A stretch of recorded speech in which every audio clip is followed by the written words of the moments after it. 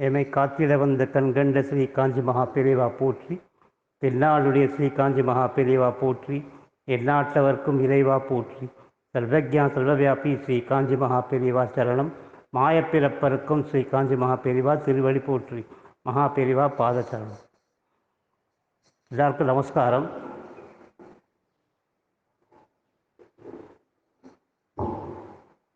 சாக்ஷாத் பரமேஸ்வர அவதாரம், அபார கருணாமூர்த்தி, திரிகாலஞானி, நடமாடும் தெய்வம், உமாச்சி தாத்தா, இப்படி பல பேரில் நம்ம ஸ்மரிக்கிற நம்ம பெரியவா நம்ம சாஸ்திரோக்தமாக வாழ்ந்து ஆத்மசுத்தி சித்த சுத்தி அடைஞ்சு மோட்சத்துக்கு போகக்கூடிய விதிமுறைகள்லாம் சொல்லியிருக்கா. அவர் சொல்லியிருக்கிற பல விதிமுறைகளில் நமஸ்காரம் விதியில் ஒன்று சொல்லியிருக்கா. இந்த நமஸ்காரத்தை பற்றியே அவர் எக்ஸ்ப்ளனேஷன் பண்ணி தெய்வத்தின் குரலில் 7th வால்யூமில் ஒரு 100 பேஜுகள் சொல்ல விதிகள்லாம் வந்திருக்கு. இது எல்லாமே நமக்கு அப்ளிகபிள் தான். பட் இம்மீடியட்டாக எது அப்ளிகபிள் ஆகுதோ அதை கொஞ்சம் ஒரு தடவை பார்ப்போம். It's only for the learning purpose. நமஸ்காரம் பண்ணுறது 2 டைப். ஒன்று சாஷ்டாங்க நமஸ்காரம். சாஷ்டாங்க நமஸ்காரங்கிற வேர்டை பிரேக் பண்ணி ச அஷ்ட அங்க நமஸ்காரம், அதாவது 8 அங்கங்களை யூஸ் பண்ணி பண்ணக்கூடிய நமஸ்காரத்துக்கு பேர் சாஷ்டாங்க நமஸ்காரம். புருஷர்கள் கம்பல்சரியாக பண்ணக்கூடிய ஒரு ஒரு பிராணி இது. ஸ்ரீகள்லாம் பண்ணக்கூடிய நமஸ்காரத்துக்கு பஞ்சாங்க நமஸ்காரம் பேர். 5 அங்கங்களை யூஸ் பண்ணி நமஸ்காரம் பண்ணுவாள். நம்மளால் நமஸ்காரம் பண்ணிகிட்டே இருக்கோம், சின்ன வயதே பண்ணிட்டு வரோம் சுவாமிக்கு. சரியாக பண்ணுறோமா தப்பாக பண்ணுறோமா நமக்கு தெரியாது. நம்ம பண்ணுறது சரியில் நம்ம நினச்சிட்டு இருக்கோம். அது தெளிவாக நமக்கு சொல்லிக் கொடுக்குற எப்படி பண்ணணும்னு. சுவாமி கிழக்கையோ மேற்கையோ பார்த்துருந்தா, அதாவது ஈஸ்ட் ஆர் வெஸ்ட் ஃபேஸிங்காக இருந்தால் நம்ம நமஸ்காரம் பண்ண வேண்டியது நார்த் ஃபேஸ், வடக்க பார்த்து. சுவாமி தெற்கோ வடக்கோ பார்த்துருந்தா, சவுத் ஆர் நார்த் ஃபேஸிங்காக இருந்தால் நம்ம நமஸ்காரம் பண்ண வேண்டியது ஈஸ்ட் ஃபேஸிங். மேற்கு நோக்கி தெற்கு நோக்கி, அதாவது facing west and facing south நமஸ்காரம் பண்ணவே கூடாது.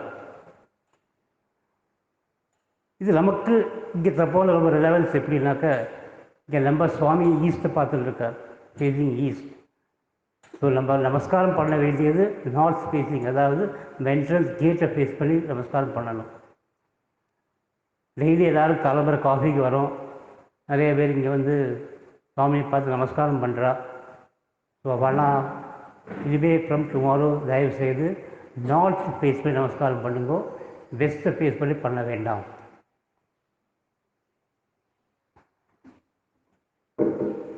நமஸ்காரத்தில் இன்னொரு மெத்தட் அஞ்சலி பண்ணுறது, அது கையை கூப்பி நமஸ்காரம் பண்ணுறது. இந்த கையை கூப்பி நமஸ்காரம் பண்ணுறதுக்கும் விதிமுறைகள்லாம் இருக்குது. சுவாமிக்கு அஞ்சலி பண்ணும்போது, அதாவது நம்ம இஷ்ட தேவதைக்கு அஞ்சலி பண்ணும்போது 2 கையும் மேலே தூக்கி, ஸ்ட்ரைட்டாக மேலே தூக்கி அஞ்சலி பண்ணணும். அஞ்சலினா அது பிரலாம், நமஸ்காரம் பண்ணுறது, பிரலாம் பண்ணுறது.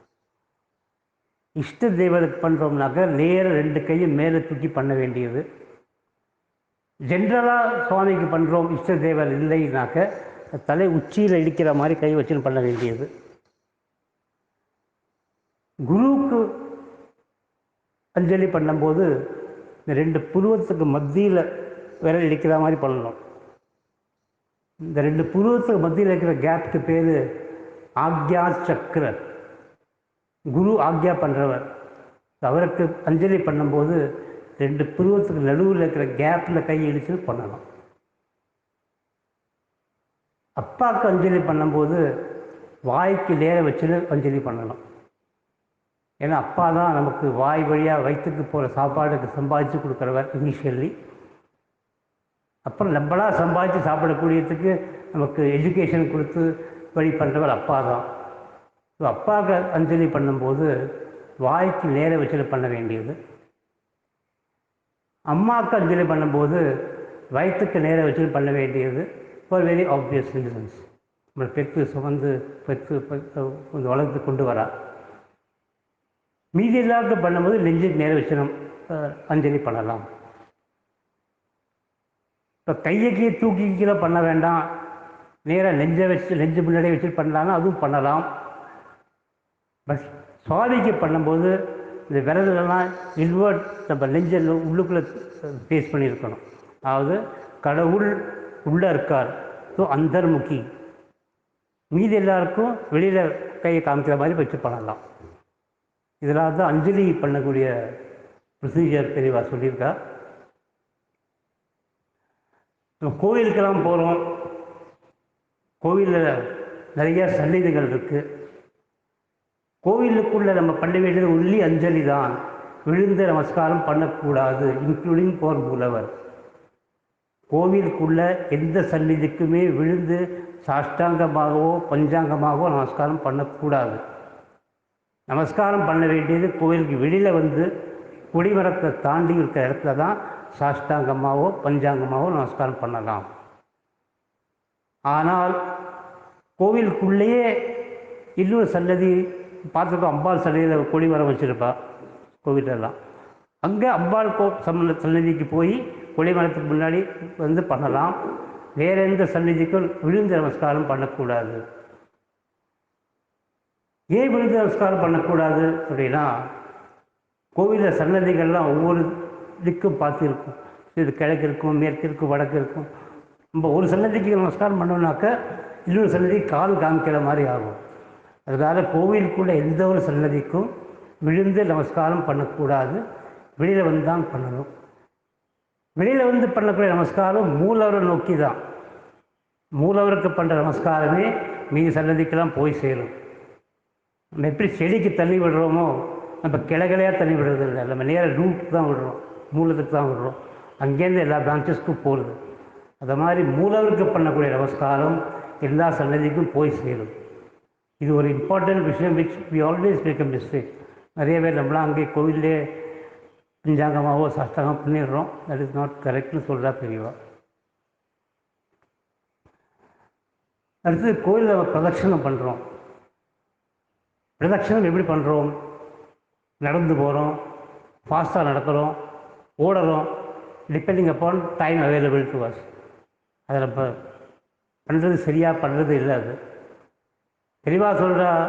பிரதட்சணம் எப்படி பண்ணணும்னாக்க, ஒரு பூர்ண கர்ப்பிணி கையில் ஒரு கிண்ணம், அதில் விளிம்பு வரைக்கும் எண்ணெய் ரொப்பிண்டு தூக்கி நடந்தால் எப்படி நடப்பா? ஸ்டெப் பை ஸ்டெப், அடி மேல் அடி வச்சு அப்படி தான் பிரதட்சணம் பண்ணணும். ஓடி ஓடி போய் ஃபாஸ்ட்டாக நடந்து அது மாதிரி பண்ணுற பிரதட்சணம் கணக்கிலே வராது. நம்ம வேணால் 10, 15, 20, 100 பண்ணலாம், பட் அது ஒன்று கூட கணக்கில் வராது. இப்படி அடிவேர் அடி வச்சு ஒரு பிரதட்சணம் பண்ணால் கூட போகும். அது அடி ஸ்மூத் நேரம். இது வேக வேகமாக பண்ணுறது பிரதட்சணத்தில் நம்ம கான்சன்ட்ரேஷன் பிரதட்சணத்தில் இருக்காது. வீட்டுக்கு போனோம், பஸ்ஸு கிடைக்குமா, ஆட்டோ கிடைக்குமா, டாக்ஸி கிடைக்குமா நினச்சிட்டு இருப்போம். இந்த அடிமேல் அடி வச்சு பண்ணோம்னாக்கா நம்ம அந்த அடிமேலே நம்ம கான்சன்ட்ரேஷன் இருக்கும், ஒவ்வொரு ஸ்டெப்பாக வச்சு போகணும்னு. ஸோ அந்த பிரதட்சணம் is the right way of டூயிங்னு தெளிவாக சொல்கிறேன். இப்போ ஒரு கூட்டமான இடத்துல போய் இருக்கோம், அங்கே சுவாமி இருக்கா, நமஸ்காரம் பண்ணுங்கிற நெசசிட்டி இருக்குது. விழுந்து நமஸ்காரம் பண்ணால் கஷ்டம், நமக்கும் கஷ்டம், கூட இருக்கிற மற்றவர்களுக்கும் கஷ்டம்.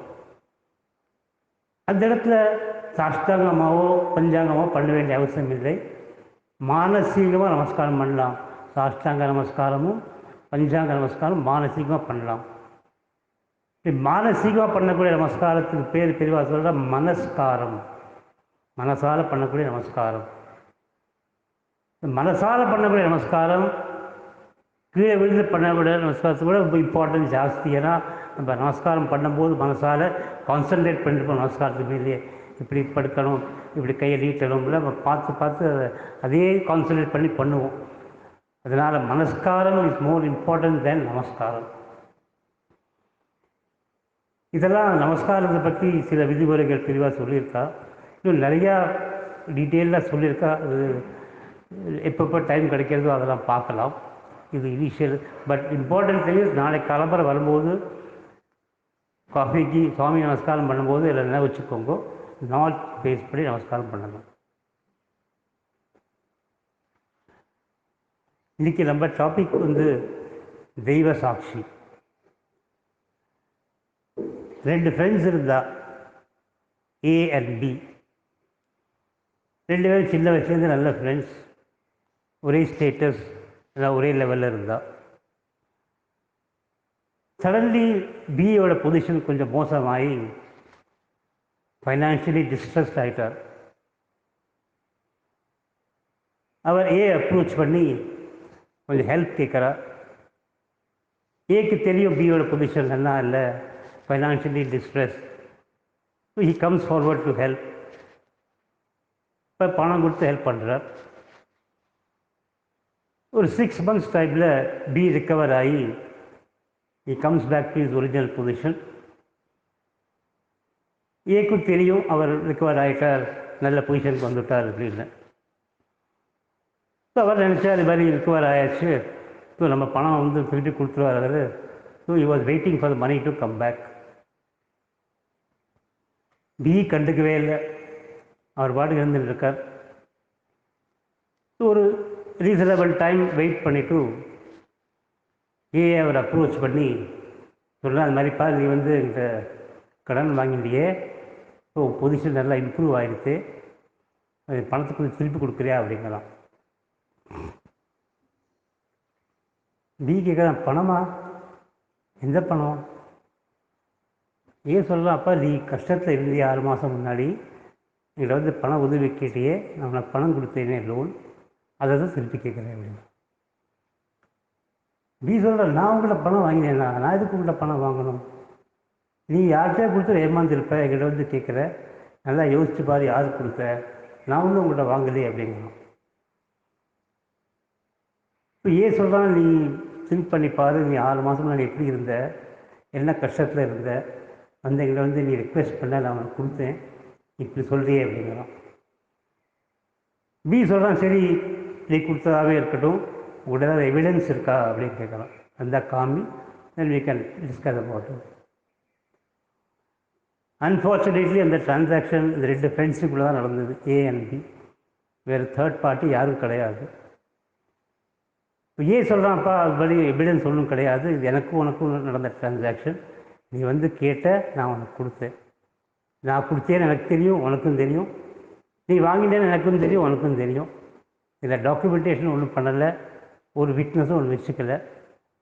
ஸோ விட்னஸ்ன்னு கேட்டேன்னாக்கா ஒரே ஒரு சாட்சி தான் இருக்குது, இது கடவுள் தான் சாட்சி அப்படின்னு சொல்கிறாங்க.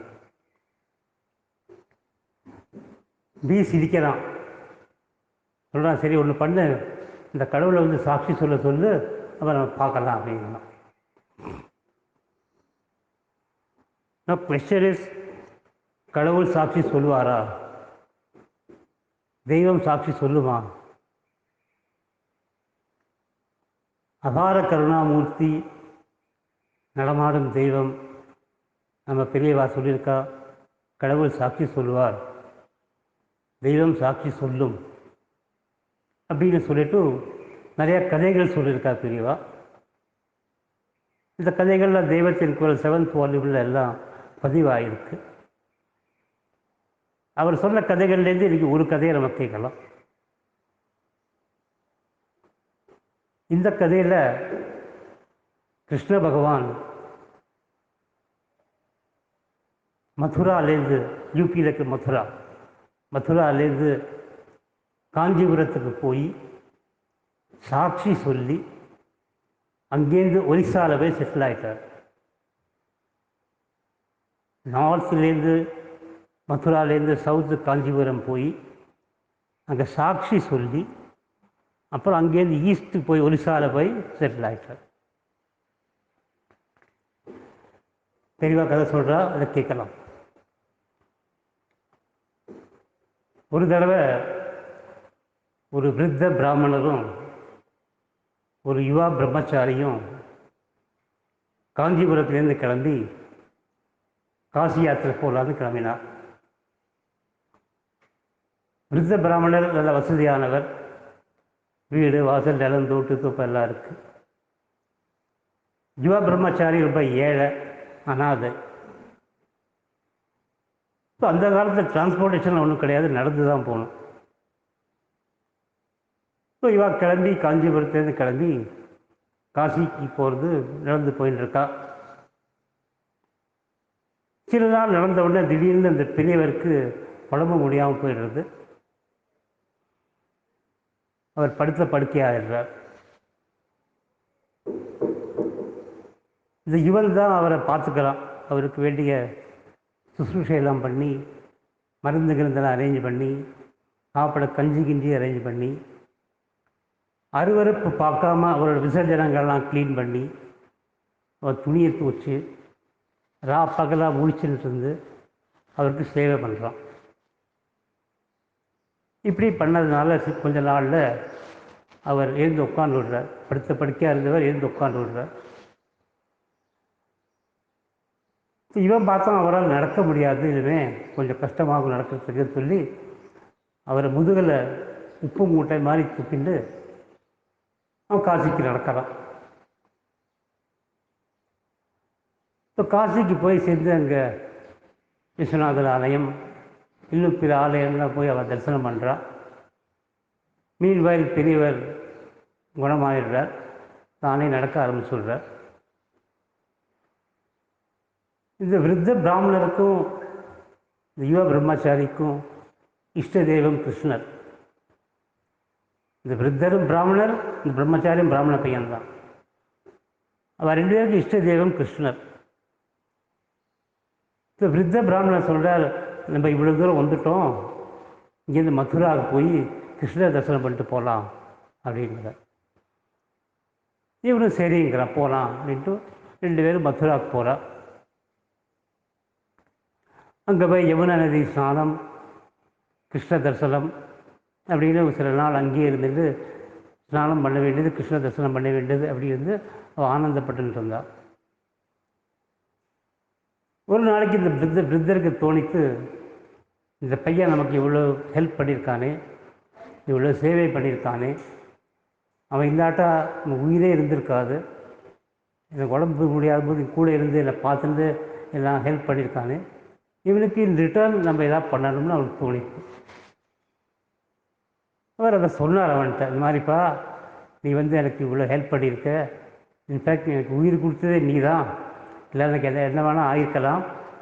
ஸோ நீ பண்ண இந்த உபகாரத்துக்கு நான் உனக்கு இன் ரிட்டர்ன் ஏதாவது பண்ணணும் அப்படின்னு சொன்னார். அதுக்கு அந்த பையன் சொன்னால், அதெல்லாம் ஒன்றும் அவசியம் இல்லை, நான் ஒன்றும் அதெல்லாம் எதிர்பார்த்து ஒன்றும் அவங்களுக்கு ஹெல்ப் பண்ணலை, நம்ம ரெண்டு பேரும் ஒரே இடத்துலேருந்து வரோம், ஒரே இடத்துக்கு போக போகிறோம், உங்களுக்கு உடம்பு முடியாமல் போயிடுச்சு, கூட இருந்தேன்னா உங்களுக்கு ஹெல்ப் பண்ணினேன், அவ்வளோதான், இது ஒன்றும் பெருசாக ஒன்றும் நீ ரிட்டர்ன்லாம் ஒன்றும் கொடுக்க வேண்டிய அவசியம் இல்லை, நான் ஒன்றும் எதிர்பார்க்கவும் இல்லை அப்படின்னா. தெளிவாக சொன்னால் அதெல்லாம் முடியாது, நீ இவ்வளோ பண்ணியிருக்க, என்னோடய மனது சாந்திக்காவது நான் பண்ணியே ஆகணும், உனக்கு ஏதாவது நான் இந்த ரிட்டர்ன் பண்ணியே ஆகணும் அப்படின்னு அவர் திடமாக சொன்னார். யோசிச்சார் என்ன பண்ணலாம் அவனுக்கு அப்படின்னு. அவருக்கு ஒரு பொண்ணு இருக்கா. அவர் சொன்னார், நம்ம பொண்ணை அவனுக்கு கல்யாணம் பண்ணி கொடுத்துடலாம், இந்த மாதிரி நல்ல பையன் எங்கே கிடைப்பான், நல்ல பொண்ணு நல்லா பார்த்துப்பான், அவன் நல்ல அடக்க உடக்கமாக இருக்கான், நல்லா பிஹேவியர் நல்லா இருக்குது, இவனுக்கே கல்யாணம் பண்ணி கொடுத்து இவனை மாப்பிள்ளை ஆக்கிடலான்னு அவர் மனசில் நினச்சிட்டு அவன்கிட்ட சொன்னார், இந்த மாதிரிப்பா என் பொண்ணை நீ கல்யாணம் பண்ணிக்கோ, என் சொத்தையும் உனக்கே எழுதி கொடுக்குறேன், நீ தான் எனக்கு மாப்பிள்ளை அப்படின்னு சொன்னார். அந்த பையன் சொன்னால், இது எப்படி நடக்கும், உங்கள் ஸ்டேட்டஸ் என்ன, என் ஸ்டேட்டஸ் என்ன, இது எப்படி மேட்ச் ஆகும், நீங்கள் இது மாதிரிலாம் சொல்லக்கூடாது, எனக்கு ஒன்றும் வேண்டாம், நீங்கள் விட்டுடுங்க அப்படிங்கிறான். அவர் சொல்ல, இல்லை இல்லை இது இப்படி தான் நடக்கும், நான் டிசைட் பண்ணியாச்சு, என் பொண்ணை நீ தான் கல்யாணம் பண்ணிக்கணும், நீ தான் எனக்கு மாப்பிள்ளை அப்படின்னு சொன்னார். அவன் சொன்னால், இந்த மாதிரி ஏதாவது நீங்கள் விஷயத்தை சொல்லிவிட்டு ஆசையை கிளப்பி விட்டு கடைசியில் ஏமாற்றி விட்டுறேன், எனக்கு அதெல்லாம் வேண்டவே வேண்டாம் அப்படின்னா. இந்த பிராமணர் சொன்னால், இல்லை இல்லை இதுதான் ஃபைனல், நான் கிருஷ்ணன் சாட்சியாக சொல்கிறேன், நீ தான் எனக்கு மாப்பிள்ளை என் பொண்ணை நீ தான் கல்யாணம் பண்ணிக்கணும் அப்படின்னு சொல்கிறார். இப்போ இத்தனை சொல்கிறாரே இந்த பெரியவர், ப்ராமிஸ்லாம் பண்ணுறார், சாட்சிங்கிறார், சத்தியம்லாம் பண்ணுறார், சரின்னு ஒத்துக்கிறான். ஸோ கொஞ்ச நாள் இன்னும் அங்கே இருந்து அவள் யமுனை ஸ்நானம் கிருஷ்ண தரிசனம்லாம் பண்ணிட்டு ஆனந்தப்பட்டுட்டு அவள் திரும்பி வரா காஞ்சிபுரத்துக்கு. காஞ்சிபுரத்துக்கு வந்து அவன் வீட்டுக்கு போயிடுறான் பையன், இவர் அவர் வீட்டுக்கு போயிடுறார். வீட்டுக்கு போனோடனே இவருக்கு தோன்றது, நம்ம பண்ணது சரியா, நம்ம பொண்ணு இங்கே எவ்வளோ சௌகரியமாக இருக்கா, இத்தனை வசதிகள்லாம் அவளுக்கு இருக்குது, இவ்வளோ ஆனந்தமாக இருக்கா, ஒரு கஷ்டம் கிடையாது, அந்த பிள்ளையால் இதெல்லாம் பண்ண முடியுமா, பார்த்துக்க முடியுமா, இவளுக்கு 2 வேளை சாப்பாடு கூட போட முடியுமா ஒழுங்கா, அது தெரியாது, நம்ம பண்ணது சரியான்னு யோசிச்சுட்டு இருக்கார் அவர். இப்படியே கொஞ்ச நாள் யோசித்து இது நடக்காது, இது பண்ண முடியாது, பொண்ணை இப்படி பண்ணி கொடுக்க முடியாது, கஷ்டப்படுவார் சொல்லி அவர் மனசுக்குள்ளே மேரேஜை கேன்சல் பண்ணிட்டார். இந்த பையன் வெயிட் பண்ணிட்டு இருக்கான். அந்த மாதிரி சொன்னாரே பெரியவர், இல்லை அரேஞ்ச் பண்ணிவிட்டு கூப்பிடுவாருங்க, போய் பார்க்கலான்னு வெயிட் பண்ணிட்டு இருக்கான். அவர்கிட்டேருந்து ஒன்றும் கால் வரல, ஒரு மெசேஜ் வரல. இவன் நினச்சா திருப்பி அவர் உடம்பு சரியாமல் படுத்துட்டார் போல் இருக்கு, படுக்க ஆயிட்டால் போல் இருக்கு, அவருக்கு ஹெல்ப் பண்ண யாரும் இருக்காரோ இல்லையோ, நம்ம போய் பார்த்து ஹெல்ப் பண்ணுவோம், வேலை முடிஞ்சு ஹெல்ப் பண்ணுவோம் அப்படின்னு சொல்லி பார்த்துக்கு போகிறோம். அங்கே கல் குத்தா உட்காந்துருக்கார், ஒன்றும் உடம்புலாம் ஒன்றும் இல்லை. இப்போ போய் லேசாக கொஞ்சம் பேசிட்டு அப்புறம் பையன் கல்யாண விஷயத்தை ஆரம்பித்தான். இந்த மாதிரி மதுராவில் நீங்கள் சொன்னீங்களே கோவிலில், அதை எப்படி பண்ணலாம், எப்படி போகணும், ப்ரொசீஜர் பண்ணணும்னு சொன்னால் நல்லா இருக்குங்கிறான். அதுதான் கல்யாணமா, யாருக்கு கல்யாணம் அப்படிங்கிற. அதனால் நீங்கள் தானே சொன்னீங்களே உங்கள் பொண்ணை கல்யாணம் பண்ணி கொடுக்குறீங்கன்னு சொன்னீங்களே, அதை சொல்கிறேன், கோவில் வச்சு சொன்னீங்களே தான். அதில் நீ என்ன பைத்தியமா, வெளியில் போய் யார்கிட்டையும் சொல்லாத, எல்லோரும் சிரிப்பா, ஏன் ஸ்டேட்டஸ் என்ன, உன் ஸ்டேட்டஸ் என்ன, இது நடக்குமா, இது மாதிரி கல்யாணம், என் பொண்ணை வச்சு உன்னால் காப்பாற்ற முடியுமா, 2 வேளை ஒழுங்காக ஸ்கூல் போட முடியுமா உன்னால், இந்த மாதிரி இதெல்லாம் வச்சுக்காத, நீ கிளம்பு அப்படிங்கிற. இந்த காலத்து பிள்ளையானா நேர காலரை பிடிச்சிருப்பான், இல்லை போய் கழுத்தையே பிடிச்சிருப்பான். அந்த காலத்தில் வினயம் ஜாஸ்தி, தெளிவாக மரியாதை பண்ணணும், ரெஸ்பெக்ட் பண்ணணும், அவமரியாதை பண்ணக்கூடாது, இன்சல்ட் பண்ணக்கூடாதுன்னு அந்த காலத்தில் ரொம்ப இருந்தது. இப்போ அது ரிவர்ஸாக இருக்குது. இப்போ அவனுக்கு கோவம் வரல, அவன் வருத்தப்பட்டான். மனுஷா இவர் சுவாமி முன்னாடி சத்தியம் பண்ணியிருக்காரு, இப்படி பேசுகிறாரு, இவருக்கு தெய்வ குத்தம் முந்தில் போகிறது, அதனால் கஷ்டப்பட போகிறாருன்னு வருத்தப்பட்டான். அவனுக்கு ஏமாத்துறேன்னு அவனுக்கு கோவம் வரல. அவனுக்கு அவர் மேலே அவருக்கு தெய்வ குத்தம் வந்துடும், அவர் கஷ்டப்படுவாருன்னு அவன் வருத்தப்பட்டான்.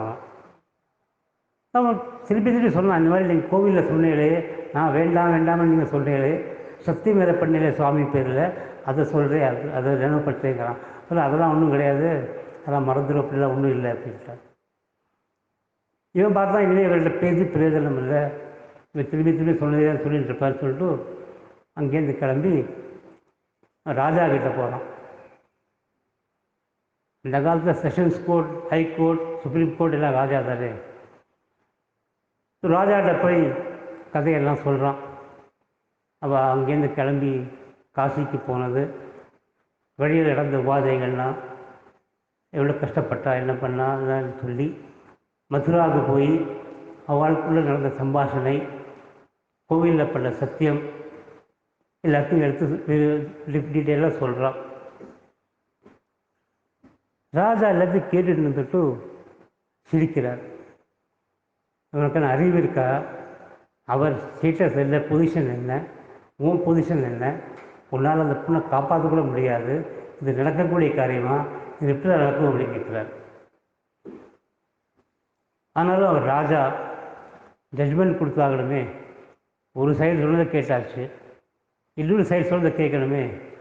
அந்த பெரியவரை கூப்பிட்டு அனுப்புகிறார், வர சொல்லுவார். ராஜா கூப்பிடுறவங்களே பெரியவர் கொஞ்சம் உதவி எடுத்து கொடுத்து நர்வஸ் ஆகிட்டார் கொஞ்சம். அங்கே போய் நமக்கு இந்த கதையை சொன்னோம்னாக்க, ராஜா நம்பிட்டானாக்க டெசிஷன் அந்த பையன் ஃபேவரில் போயிடும். ஸோ நம்ம பொண்ணை கல்யாணம் பண்ணி கொடுத்தாலும் அதோட இது நமக்கு அவமானம் ஆகும். இந்த மாதிரி நம்ம ஏமாற்ற ட்ரை பண்ணோமேன்னு. அதனால் இந்த கதையெல்லாம் சொல்லாமல் வேறு ஏதாவது டெக்னிக்கல் பாயிண்ட்டாக எடுத்து விடணும்னு அவர் யோசிச்சார். இந்த ஜாதி அந்த இடத்துல ரொம்ப இம்பார்ட்டண்ட்டாக இருந்தது. காஸ்ட், சப்காஸ்ட் அதெல்லாம் ரொம்ப ரொம்ப சப்செக்டில் ரொம்ப இம்பார்ட்டண்ட்டாக இருந்தது. 2 பேரும் பிராமணா தான். இந்த விருத்தரும் பிராமணர் தான், இந்த பிரம்மச்சாரியும் பிராமணர் தான். ஆனால் அந்த அதுலேயே அவர் செக்ட் டிஃப்ரெண்ட். அவர் கொஞ்சம் லோவர் செக்ட். இப்போ நமக்கு இருக்கல வடமா, தோசைமா, இட்லிமான்னு நிறைய மாலாம் இருக்கணும். அதில் அவர் ஒரு ஹையர்மா, அவன் ஒரு லோவர்மா. ஸோ அவர் நினச்சார் இந்த பாயிண்ட் எடுத்து விடுவோம், இதை ராஜா நம்பிடுவான். ஏன்னா ஜாதிகள்லாம் ரொம்ப இம்பார்ட்டன்ட் அப்போல்லாம். ஸோ இது டெசிஷன் என்னோடய ஃபேவரில் வந்துடும் அப்படின்ட்டு அவர் போகிறார் ராஜாவை பார்க்குறதுக்கு. ராஜா கேட்குற என்னப்பா என்ன இது மாதிரி சொல்கிறாங்க, என்ன விஷயம் இல்லை. அவர் சொல்கிறார், இது எப்படி நடக்கும்? நான் இந்த மா, அவன் அந்த மா, இது எப்படி ஒத்துக்க முடியும்? இது என்னோட அவர் கீழ் ஜாதி, அவன் பிராமணாக இருந்தாலும் என்ன, பிராமணா இருக்குல்ல அவன் என்னோட கீழ் ஜாதி, இது எப்படி நடக்கும்? இது நடக்காது அப்படிங்கிறார். ராஜா சொல்கிறான், ஆமாம் சரிதான், அது ஜாதி டிஃப்ரென்ஸ் இருந்தால் எப்படி பண்ண முடியும், பண்ண முடியாது சொல்லிட்டு அந்த பையன்கிட்ட சொல்கிறா, நீ இவ்வளோ கதையெல்லாம் சொன்னியே, நீ சொன்னதுக்கு சாட்சி ஏதாவது இருக்கா? சாட்சி கொண்டு வா பார்க்கலாம் அப்படின்னு. அந்த சொல்கிறான், பிரம்மச்சாரி சொல்கிறான், இது நடந்தது எனக்கும் அவனுக்கும் நடுவில் நடந்தது, மதுரா கோவிலில் வச்சு நடந்தது. இவர் கிருஷ்ணர் மேலே சத்தியம் பண்ணியிருக்கார், அந்த கிருஷ்ணர் தான் சாட்சி, வேறு யாரும் சாட்சி கிடையாது அப்படிங்கிறான். ராஜா சொல்கிறான், இப்போ ஒன்று பண்ணு, அந்த கிருஷ்ணர் இங்கே சாட்சி சொல்லு, அப்புறம் பார்க்கலாம் அப்படிங்கிறான். அவன் நினச்சா கிருஷ்ணர் இங்கே வரப்போகிறார், சாட்சி சொல்ல போகிறார், இது நடக்கிற காரியமா அதெல்லாம்? இது பெரியவரும் பார்த்தா, ராமா கிருஷ்ணர் இங்கே வரதாவது சாட்சி சொல்கிறதாவது, இதெல்லாம் ஒன்றும் நடக்காது, இது ஓப்பன் அண்ட் ஷட் கேஸ், என்னோடய ஃபேவரில் தான் போகும்னு சொல்லிட்டு அவர் கிளம்பி போயிட்டார். இப்போவும் இந்த பிரம்மச்சாரி கோவம் வரல, அவன் வருத்தப்படுறான், இந்த பிராமணர் இந்த மாதிரி பண்ணுறாரு, தெய்வ குற்றம் வரப்போகிறதே இவர் பேரில், கஷ்டப்பட போகிறாரு சொல்லிட்டு அவன் அங்கேருந்து கிளம்பி மதுராவுக்கு போகிறான். 1000 மைல் நடந்து போகிறான். இந்த கோவிலுக்கு போய் எந்த கோவிலில் அவர் சம்பாஷணை நடந்ததோ, எந்த கிருஷ்ணர்கிட்ட அவர் சத்தியம் பண்ணாரோ, அங்கே போய் கிருஷ்ணரை சொல்கிறான், கிருஷ்ணா நீ பார்க்குறியா என்ன இருக்குதுன்னு, நீ தான் அதுக்கு சாட்சி, உனக்கு தெரியுமா என்ன நடந்ததுன்னு, என் கூட வா, சாட்சி சொல்லு அப்படிங்கிறான். நீ கூட வா, சாட்சி சொல்லுன்னு சொல்லலாம் கிருஷ்ணர்கிட்ட. கிருஷ்ணர் சொல்கிறார், நான் உனக்காக தான்ப்பா காத்துன்னு இருக்கேன், வா போகலாம் அப்படிங்கிறார்.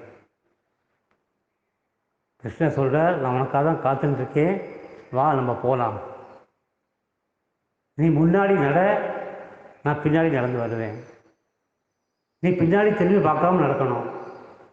நீ எங்கே திரும்பி பார்த்தியோ நான் அங்கே நின்றுடுவேன், சரியாகிடுவேன். ஸோ நீ முன்னாடி நட, நான் பின்னாடி நடந்து வரேன்னு சொல்லலாம் கிருஷ்ணன். இந்த இடத்துல இந்த கதையை கொஞ்சம் பாஸ் பண்ணுவோம்.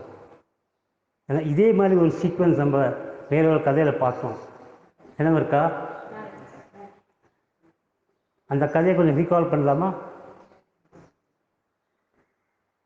அந்த கதையில் இந்த கதை பாசம் நிற்கிறது. அந்த கதையில் ஆதிசங்கர் பகவத் பாதாள் அவதாரம் பண்ணுறதுக்கு சில வருஷம் முன்னாடியும், அவர் அவதாரம் பண்ண அவரோடு சேர்ந்தும் நிறைய தேவர்கள் தேவதைகள் அவதாரம் பண்ணினா அவரோட வேலைக்கு அவருக்கு ஹெல்ப் பண்ணுறதுக்கு. இப்படி ஆதிசங்கர் பகவத் பாதாள் அவதாரம் பண்ணுறதுக்கு ஒரு 25-30 வருஷத்துக்கு முன்னாடி பிரம்மாவும் அவரோட பத்னி சரஸ்வதியும் அவதாரம் பண்ணினான். பிரம்மாவோட பேர் மண்டல மிஸ்ரர், சரஸ்வதியோட பேர் சரசவாணி. 2 பேர் தம்பதியாக இருந்தார். 2 பேர் ஹைலி நாலேஜபிள் ஸ்காலர்லி பீப்புள். ஒரு சமயம் ஆதிசங்கர் பகவத் பாதாலும் மண்டல மிஸ்ரரும் மீட் பண்ணி வாதம் பண்ணக்கூடிய சிச்சுவேஷன் வந்தது. மண்டல மிஸ்ரர் மீமாம்சகர், அத்வைத்தம் பிலீவ் பண்ண மாட்டார், அனுஷ்டான பிரியர், சன்னியாசிகளை கண்டாலே பிடிக்காது. இப்படி ஒரு சுச்சுவேஷன். ஸோ வாதம் பண்ணணுங்கிற சுச்சுவேஷன் வந்தபோது கண்டிஷன் செட் பண்ணினா, மண்டல மிஸ்ரர் தோற்று போனார்னாக்க அவர் இம்மீடியட்டாக பகவத் பாதால் சேர்ந்து சன்னியாசம் வாங்கிட வேண்டியது. வாதம் ஸ்டார்ட் ஆச்சு. 20 நாள் 21 நாள் வாதம் நடந்தது. 21ஆம் நாள் மண்டல மிஸ்ரர் தோற்று போனார். ஸோ கண்டிஷன் செட் பண்ணபடி அவர் சன்னியாசம் வாங்கின்றார். சன்னியாசம் வாங்கிட்டு அவரோட பேர் சுரேஸ்வரர்னு ஆச்சு. பிற்காலத்தில் சுரேஸ்வராச்சாரியார்னு ஆனார் அவர். சரசவாணி பார்த்தா நம்ம வந்து இப்போ பசியோ சன்னியாசி ஆயாச்சு, நமக்கு ஒன்றும் வேலை கிடையாது, நம்ம அவதாரம் பண்ண ரோல் முடிஞ்சாச்சு, வேலை முடிஞ்சாச்சு, நம்ம திரும்பி போகலாம்னு சொல்லி சரஸ்வதி ரூபத்தை எடுத்துட்டு பிரம்மலோகத்துக்கு போகிறதுக்கு ரெடி ஆகிட்டு இருந்தார். அப்போ பகவத் பாதால் வனதுர்கா ஸ்தோத்திரத்தை சொல்லி அவரை ஸ்டாப் பண்ணினான். அவர் சொன்னார், இப்படி போகாத, உன்னோட சாநியத்தை உலகத்துக்கு நிறையா தெரியணும், நான் உன்னை பிரதிஷ்டை பண்ண போகிறேன் அப்படின்னு சொன்னார். அப்போ அவள் இருந்து இமாச்சல பிரதேசம் எங்கேயும் இருந்தார், நார்த்தில். இப்போ சரஸ்வதி சொன்னால், இங்கே பிரதிஷ்டை பண்ண வேண்டாம், நீங்கள் சஞ்சாரம் பண்ணுங்கோ, உங்கள் பின்னாடியே நான் நடந்து வருவேன், நீங்கள் திரும்பி பார்க்காம போகணும், நீங்கள் எங்கே திரும்பி பார்த்தாலும் நான் அங்கே நின்றுடுவேன், அங்கேயே அதை பிரதிஷ்டை பண்ணுங்கன்னு சொன்னார். திரையில் பகவத் பாதால் சுரேஸ்வரர் கூட்டிட்டு சஞ்சாரம் பண்ண ஆரம்பித்தா. அவள் நார்த்லேருந்து சவுத்துக்கு வந்துட்டு இருந்தா. இப்படி நடந்து வந்து சில நாளில் ஒரு ஃபைன் மார்னிங் சிங்கேரிக்குள்ளே என்டர் பண்ணான். சிங்கேரிக்குள்ளே என்டர் பண்ணி நடந்து போயிட்டு இருக்கும்போது பகவத் பாதால் பார்த்தா அங்கே ஒரு ப்ரெக்னென்ட் ஃப்ராக் வெயிலில் உட்காண்டிருக்கு. அந்த ஃப்ராக்கு கொடை பிடிச்சதுக்கு ஒரு பாம்பு. இவருக்கு ஒரே ஆச்சரியம், பாம்பும் தவளையும் எலிவீசாச்சு, தவளையை பார்த்தா பாம்பு நமக்கு தின்னுடுவேன், இங்கே என்னடானா இன்னும் உத்தரகத்தில் பரோபகாரம் பண்ணி உட்காந்துருக்காரு, இதில் எல்லாம் புண்ணியஸ்தேத்திரம்னு நினச்சார். சரஸ்வதி நடந்து வந்து இவருக்கு எப்படி தெரியும்னாக்க, சரஸ்வதி காலில் சலங்கை போட்டுட்டு இருந்தா. அவர் நடக்கும்போது சலங்கு சலங்கு சலங்கு சத்தம் கேட்கும். இவருக்கு தெரியும் வந்துட்டுருக்கா அப்படின்னு. சிங்கேரிக்குள்ள என்டர் பண்ணி போயின்னு இருக்கும்போது அவர் துங்கபத்ரா நதி கரைக்கு வந்தார். அங்கே நடந்து போயின்னு இருக்கார். நடக்கும்போது சவுண்டு வரல, சலங்கை சவுண்டு வரல. இவர் யோசிச்சா, இவர் வராளா வரலையா, இங்கே ஸ்டாப் ஆகிட்டாரா தெரியல சொல்லி திரும்பி பார்த்தார். அவன் வந்துன்னு இருந்தார். நீங்கள் திரும்பி பார்த்தாலும் அங்கேயே நின்றுட்டார். இப்போ சலங்கை சவுண்டு ஏன் வரல அப்படின்னா, அவள் நடக்கிறது நதிக்கரை, சேண்ட் இது, மணல் இது, இந்த மணலில் கால் புதைஞ்சு சலங்கை சவுண்டு வராமல் போயிடுச்சு. பட் அவர் திரும்பி பார்த்தாச்சு, அவர் நின்னாச்சு. ஸோ அங்கேயே அவளை வந்து சாரதாம்பாலை பிரதிஷ்டை பண்ணி கோவில் கட்டினான். அங்கேயே ஒரு மடமும் நிர்மாணம் பண்ணான். அதுதான் இன்றைக்கி உள்ள சிங்கேரி மடம். இது அந்த கதையோட reference. Back to our story. பிரம்மச்சாரி சொல்கிறான், கிருஷ்ணா நீ பார்த்தியா என்ன நடக்கிறதுன்னு, நீ தான் சாட்சி, இங்குள்ள வா சாட்சி சொல்கிறேன்னு சொல்கிறான். கிருஷ்ணன் சொல்கிறார், உனக்காக தான்ப்பா வெயிட் பண்ணிட்டு இருக்கேன், காத்துன்னு இருக்கேன், வா போகலாம், நீ முன்னாடி நட, உன் பின்னாடி நான் நடப்பேன், ஆனால் நீ திரும்பி பார்க்காம நடக்கணும், எங்கே திரும்பி பார்க்கணும் நாங்கள் நின்றுடுவேன் சிலையா, நீ நட அப்படின்னா. அவர் நடக்கிறார். பிரம்மச்சாரி கிருஷ்ணருக்கும் காலில் சலங்கை போட்டுருக்கார். அவர் நடக்கும்போது சலங்கு சலங்கு சலங்கு சத்தம் வருது. அவனுக்கு காதில் விழுறது. சரி வந்துட்டுருக்கார் அப்படின்னு அவன் போயின்னு இருக்கான். இங்கே நமக்கு ஒரு பாயிண்ட் தோணும். ஏன்னா கிருஷ்ணர் ஏன் 1000 மைல் நடக்கணும்? அவர் நினைச்ச மாத்திரம் ராஜாக்களில் போயிடலாம். எதுக்காக 1000 மைல் நடந்து போகணும்? பகவானோ அவதார புருஷர்களோ எந்த காரியம் செஞ்சாலும் அது நம்ம மாதிரி லோகத்தில் உள்ள மனுஷாலாம் அது புரிஞ்சுக்கணும் தெரிஞ்சுக்கணும் ஒரு காரணத்தாலே பண்ணுவாள். அவள் பண்ணுறதுக்கு எந்த காரியமான ஒரு காரணம் இருக்கும். காரணம் எல்லாம் பண்ண மாட்டாள்.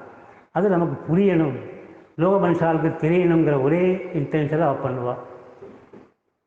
இங்கே நமக்கு லேர்னிங் என்ன இருக்குது? இங்கே பகவான் சொல்கிறார், எனக்காக ஒரு பக்தன் இத்தனை கஷ்டப்பட்டு என்னை பார்க்க வரான் அப்படின்னா அவனுக்காக நான் என்ன வேணாலும் பண்ணுவேன்.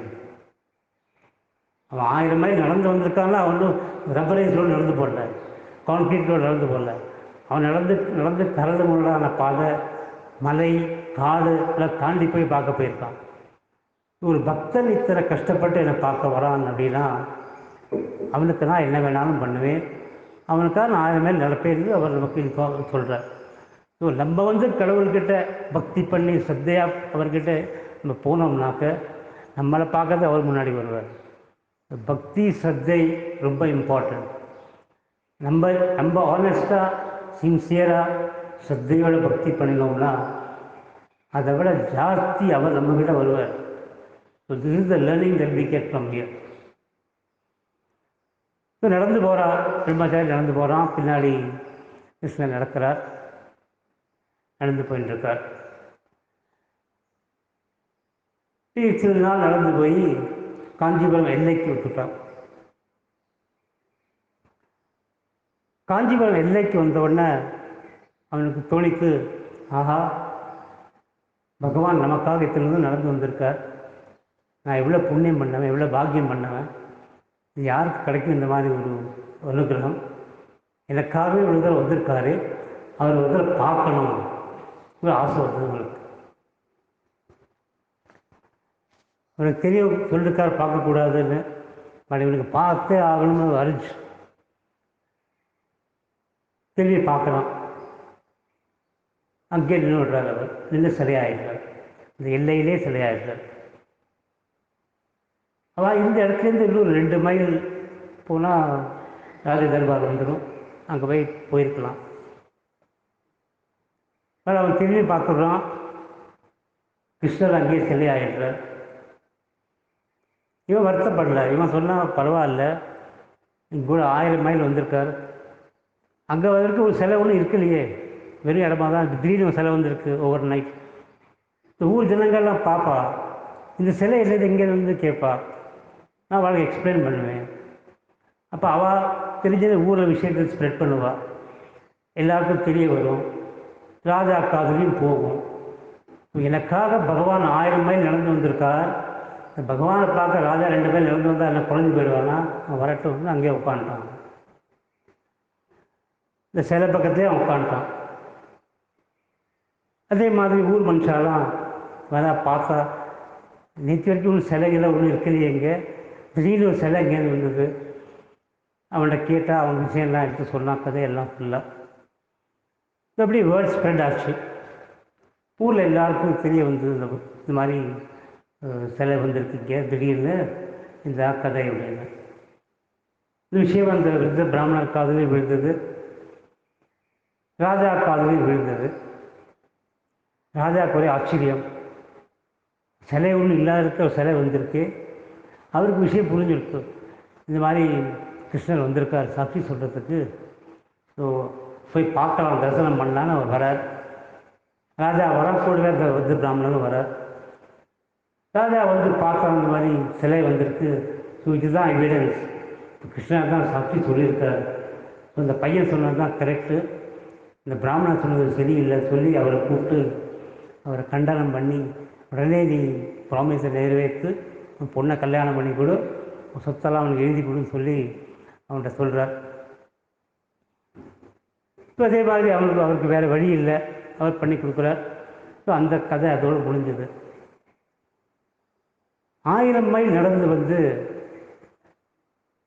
காஞ்சிபுரத்துக்கு வந்து சாட்சி சொன்னதுனால கிருஷ்ணருக்கு பேர் சாட்சி கோபால்னு ஆச்சு. அவரோட பேர் சாட்சி கோபால்னு ஆகி இந்த விஷயம் எல்லா இடத்துக்கும் எல்லாருக்கும் தெரிய வந்தது, எல்லா தேசத்துக்கும் எல்லா பிரதேசத்துக்கும் தெரிஞ்சது. இது மாதிரி கிருஷ்ணர் 1000 மைல் நடந்து போயிருக்கார், காஞ்சிபுரம் போய் சாட்சி சொல்லியிருக்கார், அவர் சாட்சி கோபால் ஆகிட்டார் அங்கன்னு எல்லாருக்கும் அவர் தரிசனம் பண்ணணும்னு ஒரு ஆசை. அந்த காலத்தில் ஒரிசாவை ஆண்டுனது ராஜா பேர் புருஷோத்தமன். பூரி ஜெகநாத் ரொம்ப பிரசித்தமான ஆலயம் ஒரிசாவில். ராஜாவும் கிருஷ்ண பக்தர். அந்த ராஜாவுக்கும் தெரிஞ்சது மாதிரி சாக்ஷி கோபால் வந்திருக்கார் காஞ்சிபுரத்தில். அவருக்கும் அதை தரிசனம் பண்ணணும்னு ஆசை. இந்த மீன்வாய் இந்த புருஷோத்தமன் ராஜாவுக்கும் காஞ்சிபுரம் ராஜாவோட பொண்ணு பத்மாவதி இருந்தார். அவளை கல்யாணம் ஃபிக்ஸ் ஆகுது. இப்போ இது ஒரு ஆப்பர்ச்சுனிட்டியாக எடுத்துகிட்டு சாக்ஷி கோபாலை தரிசனம் பண்ணலாம்னு சொல்லிட்டு ராஜா தன்னோட பரிவாரத்தோட காஞ்சிபுரத்துக்கு போகிறார். கல்யாணம் நடக்கிறது. கல்யாணம்லாம் முடிஞ்சு காலையில் தான் அனுப்புகிறோம். அவர் மாமனாட்ட சொல்ல அது மாதிரி எனக்கு சாக்ஷி கோபால் தரிசனம் பண்ணணும். சரி, எல்லாருமே கிளம்பி சாக்ஷி கோபால் தரிசனம் பண்ண போகிறார். சாக்ஷி கோபாலை பார்த்தோடனே ராஜாவுக்கு ஒரு பிரேமை வந்துருக்கு. இவர் எப்படியாவது நம்ம நாட்டுக்கு, நம்ம தேசத்துக்கு கொண்டு போகணும். இங்கே சும்மா இருந்த என்ன பிரயோஜனம், நம்ம தேசத்துக்கு கொண்டு போய் பிரதிஷ்டை பண்ணலாம்னு அவருக்கு தோன்றுறது. அவர் மாமனாட்ட சொல்கிறார், இது மாதிரி நான் சாக்ஷி கோபாலை கூட எடுத்துன்னு போகிறேன், என்னோடய தேசத்தில் பிரதிஷ்டை பண்ணுறேங்கிறான். புது மாப்பிள்ளை, மாமனார் என்ன கேட்டாலும் கொடுத்துருவார். சரியாக எடுத்துன்னு போ அப்படின்னு சார். அது எடுத்துகிட்டு வந்தால் ராஜா தன்னோட மனைவி சாக்ஷி கோபால் தன் பரிவாரத்தில் எல்லோரும் சேர்ந்து திரும்பி வந்தால் பூரிக்கு. பூரியில் தான் ஃபேமஸ் ஆலயம் இருக்குது, பூரி ஜெகநாத் ஆலயம். அங்கே வேண்டாம்னு சொல்லிட்டு அங்கே முகுந்தப்பூர் அப்படின்னு ஒரு க்ஷேத்திரம் இருக்குது. முகுந்தப்பூர் பக்கத்தில் ஒரு ஊர் இருக்குது. அங்கே ஆலயமே இல்லை, கோயில்களே இல்லை. அங்கே ஒரு பெரிய கோவில் கட்டி சாக்ஷி கோபால் அங்கே பிரதிஷ்டை பண்ணாங்க ராஜா. சாக்ஷி கோபாலை பிரதிஷ்டை பண்ணதுனாலே அந்த ஊருக்கு பேரே சாக்ஷி கோபால்னு ஆயிடுச்சு. செல்லப்பா மாமாவுக்கும் விஜய மாமாவுக்கும் தெரிஞ்சிருக்கலாம், ஒரிசாலேருந்து வந்தவா. இன்றைக்கும் அதோட ஊர் பேர் சாக்ஷி கோபால். அங்கேருந்து ராஜ்யம் பண்ணிட்டு இருக்கார். இப்போ இந்த மாதிரி கிருஷ்ணர் ஒரு பக்தருக்காக 1000 மைல் நடந்து வந்து சாட்சி சொல்லி எது ரைட்டோ அதை பண்ண வச்சு அங்கேருந்து ஒரிசா, துபாய் அங்கே போய் செட்டில் ஆனார். இதே மாதிரி சிவன் சொன்ன சாட்சி இருக்குது, பிள்ளையார் சொன்ன சாட்சி இருக்குது. நிறையா கதைகள் தெளிவாக சொல்லியிருக்கார். இதெல்லாம் எப்பப்போ நமக்கு டைம் கிடைக்கிறதோ அப்பப்போ ஒவ்வொரு கதையாக கேட்கலாம். இதெல்லாம் இன்ட்ரெஸ்டிங் கதை. நம்ம நினச்சி கூட பார்க்க முடியாது. கடவுள் சாட்சி சொல்லுவாரா சொல்லியிருக்கார். ஸோ என்னோட இன்னொரு சின்சியர் ரிக்வெஸ்ட், நாளையிலேருந்து காலம்பரம் வரும்போது தயவுசெய்து நமஸ்கார பிரணாலியை ஃபாலோ பண்ணுங்க. It is very very important. ஏன்னா மேற்கை நோக்கி நமஸ்காரம் பண்ணவே கூடாதுன்னு சொல்லியிருக்கா பிரிவா. மேற்கு அண்ட் தெற்கு. அப்போ தெற்கு இங்கே கிடையாது. நம்ம நமஸ்காரம் பண்ணால் நேர பார்த்தோம்னா மேற்கை நோக்கி நமஸ்காரம் அதை பண்ண வேண்டாம். ஸோ இது மாதிரி நிறையா கதைகள்லாம் இருக்குது. அப்பப்போ டைம் கிடைக்கும் போது நம்மலாம் கேட்கலாம். இன்றைக்கி இந்த ஏகாதசி நன்னாளில் எனக்கு சான்ஸ் கொடுத்த சுப்பிரமணியன் சாருக்கும் ரமா மேடம்க்கு ரொம்ப ரொம்ப தேங்க்ஸ். இங்கே எல்லோரும் உட்காந்து கதை கேட்டதுக்கு ரொம்ப ரொம்ப தேங்க்ஸ். ஜெய ஜெயசங்கர, ஹர ஹர சங்கர்.